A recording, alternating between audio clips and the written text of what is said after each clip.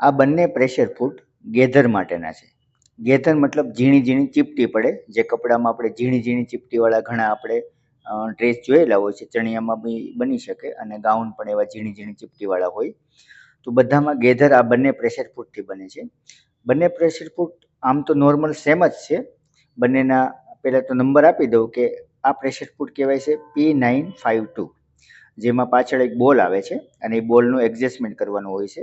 બોલ loose tight કરી એ પ્રમાણે ગેધર વધારે ઓછી થાય છે. અને આ જે પ્રેશર ફૂટ છે તેનો નંબર છે P5. આ પ્રેશર ફૂટ પણ ગેધરનું જ છે, આમાં કોઈ સેટિંગ કરવાનું નથી હોતું. સીધું આપણે નોર્મલી પ્રેશર ફૂટ ચડાવીએ અને કપડું મશીન ચલાવીએ એટલે નોર્મલ ગેધર પડતો હોય છે, ગેધરિંગ થતું હોય છે. હું અત્યારે ચલાવીને બતાવીશ, આપને ગેધર પાડીને બતાવીશ. તો ચાલો મશીન ઉપર જઈને ગેધર બનાવીને બતાવું. પ્રેશર ફૂટને ચેન્જ કરીશું. પહેલાં આપણે આ બોલવાળું જે પ્રેશર ફૂટ છે P952 એને આપણે યુઝ કરીશું. એને કેવી રીતે કરવું એ શીખવાડું છું. મેં જે દબાવીને પ્રેશર ફૂટ બહાર કાઢ્યું ને દબાવીને પાછું ફિટ કરી દીધું, તે તમારા સામાન્ય નોર્મલ મશીનમાં પણ થઈ શકે છે.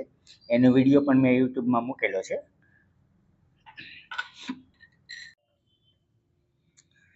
નોર્મલ આપણે મશીન ચલાવતા હોય એવી જ રીતે આપણે મશીન ચલાવવાનું છે, ખાલી પ્રેશર ફૂટ ચેન્જ કર્યો છે. અને હવે ચલાવીને જોઈએ આપણે કેવું ગેધરિંગ બને છે. પાછળથી બિલકુલ કપડાને ખેંચવાનું નથી, એકદમ લૂઝ મૂકવાનું છે. આગળથી આપણે કરી દેવાનું છે નોર્મલ ચાલતું એવી રીતે.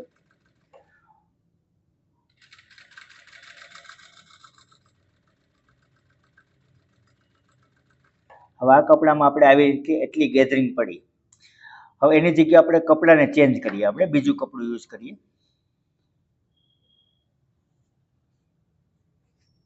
આ કપડું એના કરતાં થોડું, મતલબ અમેરિકન ક્રેપ છે એના કરતાં થોડું એવું જાડું છે, એને આપણે કરીને જોઈએ.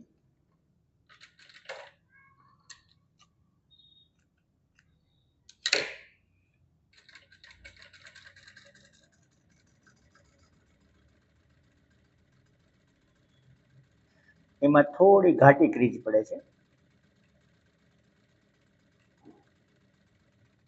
હવે એનાથી થોડું જાડું કપડું યુઝ કરીને જોઈએ. આમાં આપણે એટલી પડી છે, હમણાં કમ્પેરિઝન કરીએ.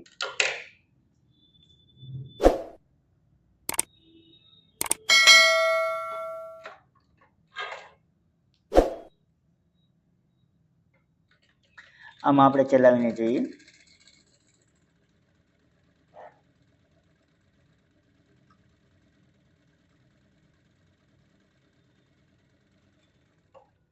આમાં થોડી પારવી પડી છે, થોડુંક જાડું કપડું છે અને પારવી ઘાટી એકદમ નથી થતી.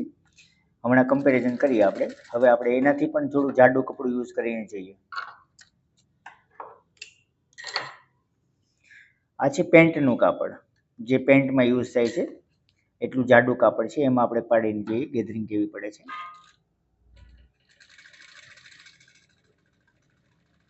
એમાં નોર્મલ પાછળ પડતી જ નથી. તો એના માટે શું કરવું પડે, પાછળથી બોલ છે એને આપણે ટાઈટ કરીશું. ફરીથી આપણે ચલાવીને જોઈએ. હજી નથી પડતી, પાછો ટાઈટ કરીશું થોડો બોલને.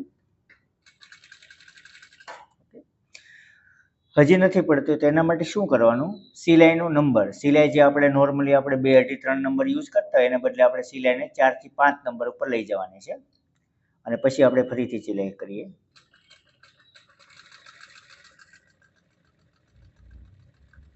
મતલબ આટલા જાડા કપડમાં નોર્મલી આમાં ગેધરિંગ બનતું નથી. બને પણ નહીં જેવું, મતલબમાં નહીં ગેધરિંગ મને કહી ન શકાય. હવે મેં 7 નંબર ઉપર સિલાઈ શરૂ કરી છે અત્યારે. તો 7 નંબર ઉપર કરીએ ત્યારે થોડું ગેધરિંગ બને છે, પણ આ ગેધરિંગ કંઈ કામમાં આવે એવું તેવું નથી. મતલબમાં બહુ જાડું કાપડ હોય તેમાં ગેધરિંગ બનતું નથી. હવે આપણે ત્રણેય કપડાને બાજુમાં રાખીને જોઈએ કે ગેધરિંગ શેમાં વધારે છે. આમાં થોડું ઓછું છે, આમાં તો એકદમ ઓછું.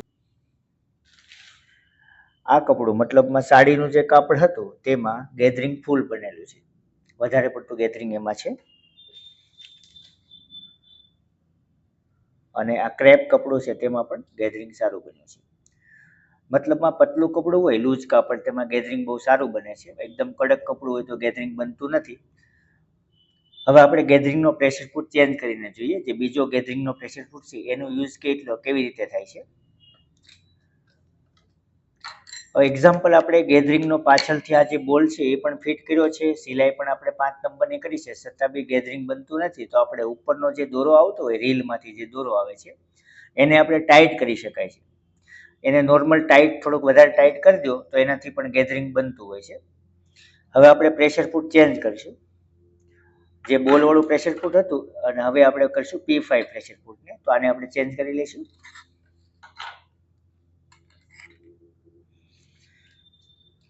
હવે આમાં આપણે પાછું ગેધરિંગ બનાવીને જોઈએ. આ બધા કપડામાં જેમાં આપણે બનાવ્યું હતું એની બાજુમાં જ બનાવીએ એટલે ખ્યાલ આવે. આમાં આપણે પાછળ કોઈ બોલ લૂઝ ટાઈટ કરવાનો આવતો નથી. સિલાઈને હંમેશા મોટી રાખવાની, 5 નંબર 4 નંબર આજુબાજુ. છતાં બી ગેધરિંગ ઓછું લાગતું હોય તો તમે આ ઉપરના દરોને ટાઈટ કરી શકો છો.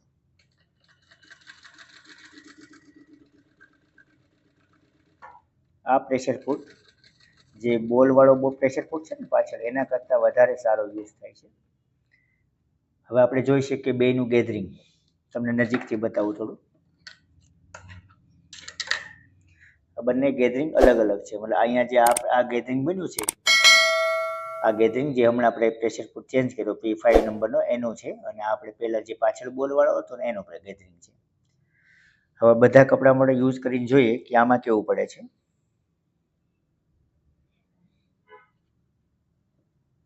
એને આપણે બાજુમાં જ રાખીને કરીએ. સિલાઈ તો આપણે નોર્મલ ચલાવતા હોય તેમ જ ચલાવવાની છે, એમાં કોઈ ચેન્જ નથી કરવાનું. આ પ્રેશર ફૂટમાં ગેધરિંગ એકદમ ઘાટું બને છે અને બહુ સરસ ગેધરિંગ બને છે. ગેધરિંગ જ્યારે બી કરતા હોય ત્યારે સિલાઈની સ્પીડ હંમેશા એક સરખી રાખવાની. બહુ વધારે પડતી પર સ્પીડમાં નહીં ચલાવવાનું અને બહુ ઓછી પણ સ્પીડ નહીં ચલાવવાની. એકદમ લિમિટમાં સ્પીડ ચાલવી જોઈએ. આનું ગેધરિંગ બી આપણે જોઈએ કે આ આગળનું પ્રેશર ફૂટ છે એનું ગેધરિંગ છે, ને આપણે જે અત્યારે છેલ્લે પણ ચડાવ્યો ને P5 પ્રેશર ફૂટ છે ગેધરિંગ વાળો એનું છે. હવે આપણે પેલું કડક કપડું છે ને તેમાં ચલાવીને જોઈએ કે એમાં ગેધરિંગ કેવું બને છે, આ પ્રેશર ફૂટથી થાય છે કે નહીં જોઈએ.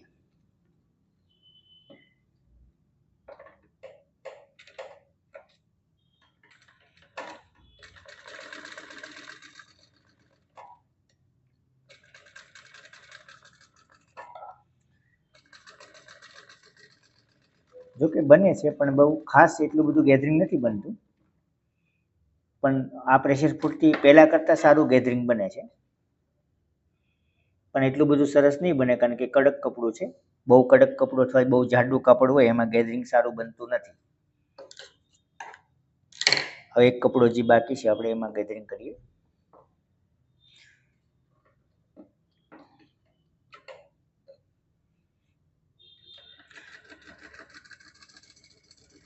એકદમ મસ્ત ગેધરિંગ બને છે આમાં આ પ્રેશર ફૂટથી.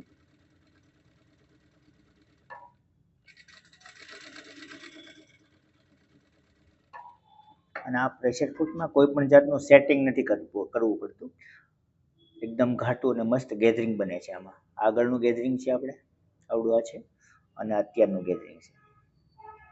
મેઇન વસ્તુ ગેધરિંગ બનાવતા હોય ત્યારે ધ્યાન એવું આપવાનું છે કે ગેધરિંગ બનાવતા હોય ત્યારે સિલાઈને હંમેશા 4 થી 5 નંબર ઉપર રાખવાની છે. ઉપરનો દોરો થોડોક ટાઈટ રાખી શકાય. જો એક્ઝામ્પલ ગેધરિંગનું પ્રેશર ફૂટ ચડાવ્યું છે, સિલાઈ બી 4 થી 5 નંબર કરી છે, છતાં બી ગેધરિંગ વ્યવસ્થિત નથી બનતું, તો આપણને ઉપરનો દોરો જે રીલમાંથી જે દોરો આવે છે એને આપણે વધારે ટાઈટ કરવાનો છે, એનાથી ગેધરિંગ પરફેક્ટ બનવા મળશે. અને આ પ્રેશર ફૂટ જે છે બોલ વાળો એના કરતાં આ પ્રેશર ફૂટ સારો છે. આ પ્રેશર ફૂટમાં થોડુંક આપણે એડજસ્ટ કરી શકીએ. મતલબ આપણી પાસે કાપડ ઓછું છે અને ગેધરિંગ બહુ ઘાટું નથી બનાવવું, તો આપણે આ પ્રેશર ફૂટનો યુઝ કરી શકાય. પાછળથી બોલ થોડોક લૂઝ રાખીને ગેધરિંગ બનાવીએ તો થોડુંક પારવું ગેધરિંગ બને છે. અને આ પ્રેશર ફૂટમાં કંઈ એવું સેટિંગ કરી શકતા નથી. આ પ્રેશર ફૂટમાં જો કપડું વધારે હોય તો જ આપણે યુઝ કરી શકીએ. આમાં ગેધરિંગ ઘાટું બને છે, સારું બને છે આના કરતાં. ઓકે, વિડીયો ગમ્યો હોય તો લાઈક કરજો, શેર કરજો અને ચેનલને સબસ્ક્રાઈબ કરી લેજો, જેનાથી અમારા આવતા નવા વિડીયો આપના સુધી પહોંચી શકે. અને બેલ આઇકન જરૂરથી દબાવજો, જેનાથી આપને નોટિફિકેશન મળે વિડીયો આવ્યો હોય તેની. Thank you for watching my video.